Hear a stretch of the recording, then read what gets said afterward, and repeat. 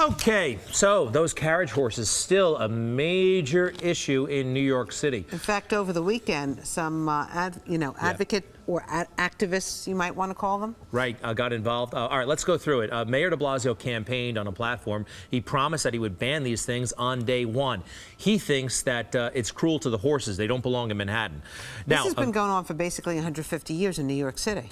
One of the big, yes, it's a long time. Now, one of the biggest advocates for the horses or for the drivers, let's put them side by side. Liam Neeson there on the left, the famous actor. He's Irish. He grew up around horses. He thinks that these horses should stay. And what did he get this weekend, Rosanna? Well, he got some PETA people outside of his apartment, basically protesting against what he went out and said. I mean, it's his free speech, right? But well, they went in front of his home. He wasn't there anyway. He's filming a movie on the West Coast, we think. Yeah. Anyway, this is a big issue, not going away, although it may or may not be resolved soon.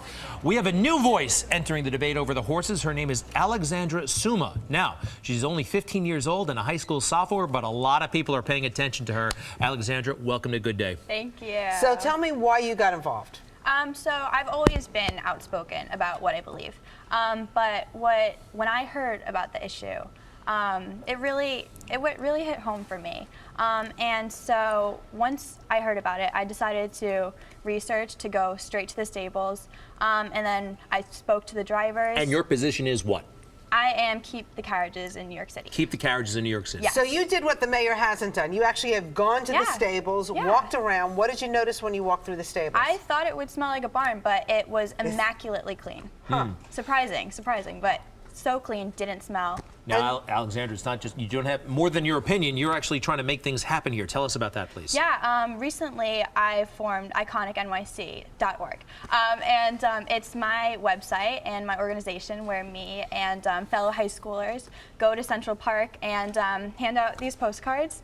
You can also sign my petition online, but we are trying to get signatures to help keep the horses in New York City. That's great. So I noticed these postcards. They're very unique. You got a picture of the horse and carriage, and in the back you even put a stamp. Yeah. And you took pictures of the actual drivers. Yeah. Right? Yeah, it says 300 New Yorkers will lose their jobs, and that's one of them. So you make it easy for anybody who really wants to get involved, because all they have to do is basically write something and then you put it in the mailbox. It's already addressed to the mayor, as you there it is. And it's got the stamp on it. I mean, what more do you want? So do you have any idea how many people have gotten involved with this so far? Well, I have hundreds, just under a couple hundred on my website, and for the postcards, we only went out with the postcards one weekend, and we were there for about an hour and a half, and so many. Now, Alexandra, you're not a horse expert, right? No, I'm just a New Yorker. Rosanna and I, we're not horse experts either. But we did, not too long ago, ride the carriages. We got up close to the horses. I think we have video. That was like, what, 3 weeks ago? Yeah. It was actually a lot of fun, and we think that it should stay. Well, because, you know, the drivers, I mean, this is their livelihood, and they wouldn't want to do anything to hurt the animals because they depend on them. We were so cozy. We were cozy. Oh. And the horses seem happy. Oh, so happy, so right? happy. Yeah, you can see little kids feeding them carrots. I mean, I love feeding them carrots. They're sweetest things. Okay, now, you do hear from some of the animal rights activists, and quite frankly, we're for animal rights as well. Yeah. But they'll say things like, well, a horse doesn't belong in Midtown Manhattan. What do you say to them? Well, I mean, dogs, then are you going to kick dogs out of the city too? Excellent point. Also, most of the route is enclosed in the park as well, and that's away from whatever fumes and such that people are fighting about. But what I also think is that, you know, the horses, they're happy there. You know, they're living in an environment where some of them are saved from being slaughtered originally as She's got a point. So, yeah, we've heard about that. If they weren't there, they might... They're all draft horses. It's a second chance for many of them. I found out from my friend Mindy Levine, Randy Levine's wife of the Yankees. She says, do you know how expensive it is to rescue a horse? And she said on one of the activists' website, they keep using the horse that she rescued as being in trouble.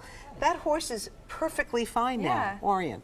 And anyway, there's always two sides or maybe three sides to every Always, story. yeah. But it's good that you're taking this up now. Thank you. An important voice in the debate, Alexandra Summa. Give us that website one more time, please. IconicNYC.org. Okay, very good. Yeah. What do you want to do when you grow up? You know, I don't know. I'm just focused on passing chemistry right now.